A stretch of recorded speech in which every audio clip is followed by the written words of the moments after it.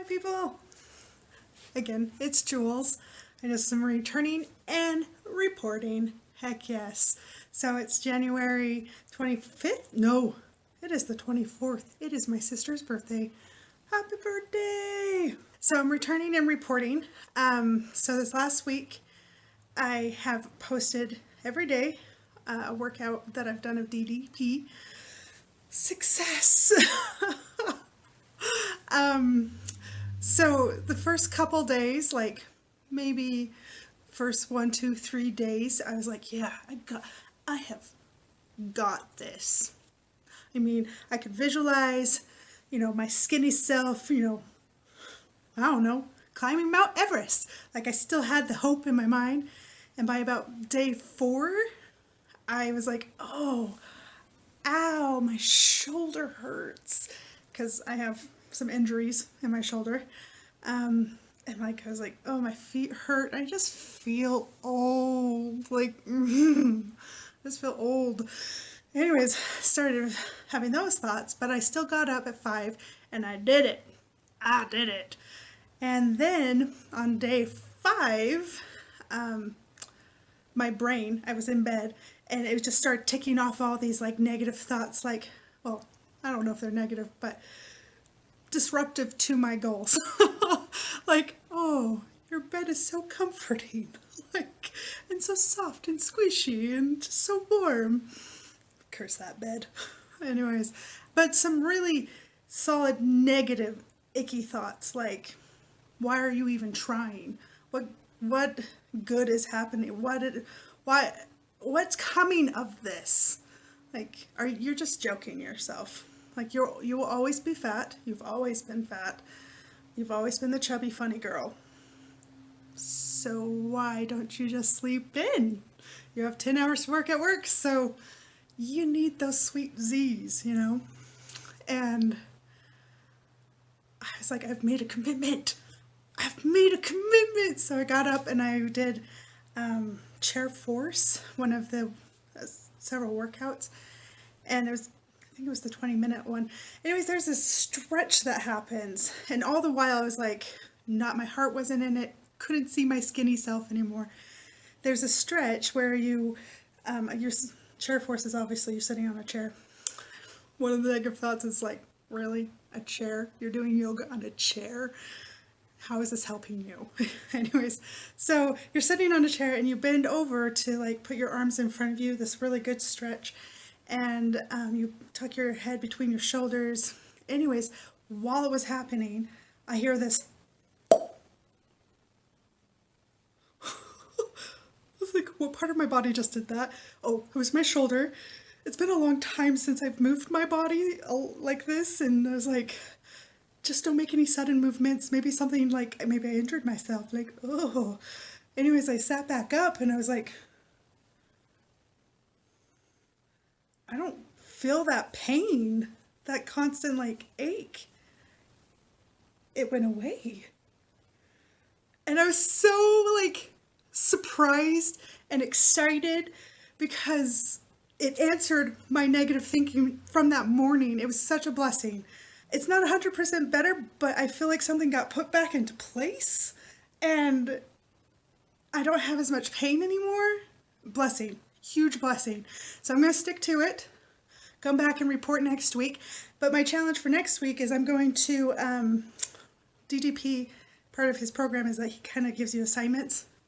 It's to write down all your food. Anyways, and he has some tweaks that you do. It's going to be awesome. So I bought myself a little journal to write it in so I could like stick it in my purse. It's perfect size. So I'm going to report on that next week. Anyways, I am thrilled that I've already felt some success and those negative thoughts can just take a hike. Anyways, also I wanted to share one of the quotes I saw in the book that I just loved. Sorry,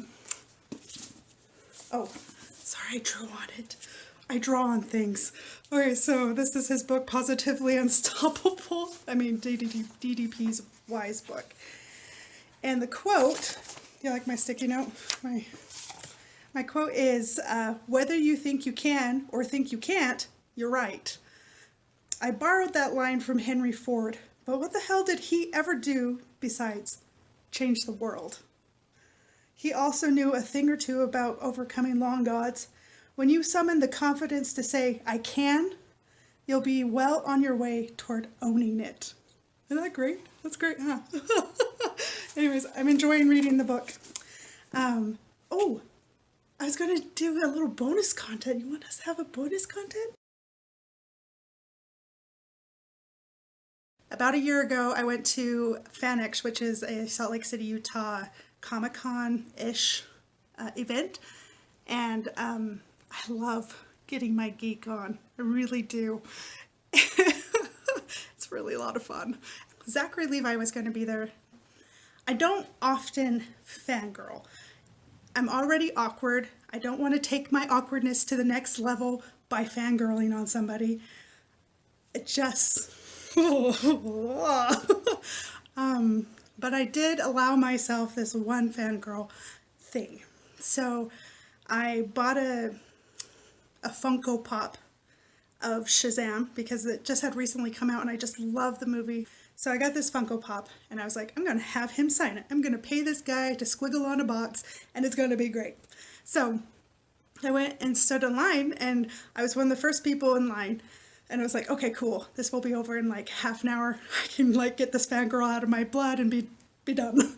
Like, anyways, I ended up standing there for 3 hours because Zach's flight or car or something. If you've ever been on Utah highways, you know there's construction 100% of the time.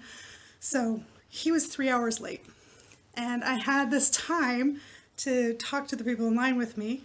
Yay, like geeking out. It was really, they were great. And then also I took the time to contemplate, why the crap was I in this line? Like, why does this mean so much? Why does this squiggle mean something to me?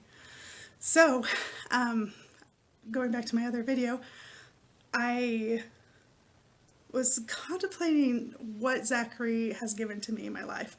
And like I said, this idea of taking care of your mental health and living loved, living a life where you feel loved, you're worthy of that love, you're worthy of a life you love. And I was like, okay, I can't write all of that on my box because I started doodling on the Funko Pop box by this point because I had Sharpies and I doodle on things. So I was like, how can I condense that to be on the front of this box where his signature will be? And I feel like God was like, live loved. That is what he's talking about, is to engage in your life in a loving manner. And I was like, so I stood in line and drew it out on my box. He signed it and he was like, oh, I love this. And we had a great little fan moment, lasted 30 seconds, bada bing, bada boom, and it was over. But it was such fun. I really enjoyed that moment because we got to cross paths and say, you are loved. Yeah. So that's where the live love popped into my brain.